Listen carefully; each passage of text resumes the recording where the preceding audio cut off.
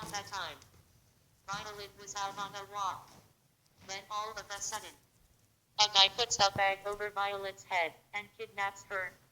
She screams, "Let me go," but the guy wouldn't listen. Anyway, while Violet was freaking out, the guy started to lift her up and put her in a truck. Then the guy closed the storage door and started driving off.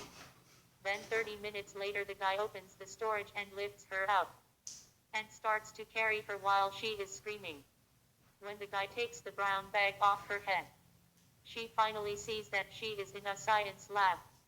She looks at the door and sees her kidnapper guarding it with a gun. Then there's a knock on the door and there came a mad scientist. He said, "Why, hello, my victim. Let me go." "Don't worry, my dear, I'll let you go, but first, I need to give you a shot." "Well then, Professor, I am ready." So the scientist gives her the shot.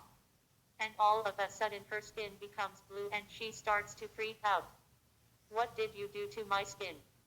"Oh, nothing, dear, you're just turning into a blueberry." "Blueberry," she sequel in fear.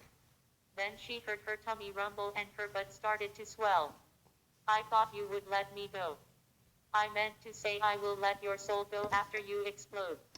"Explode," she squealed. But then some of the swelling from the butt starts to push up into the stomach. And her clothes and shoes turned blue and started to stick to her body.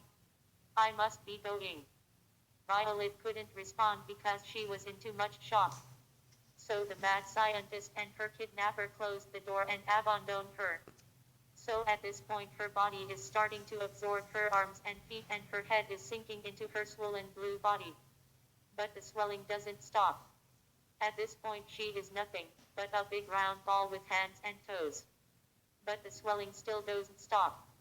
Then 5 minutes later she starts to shake.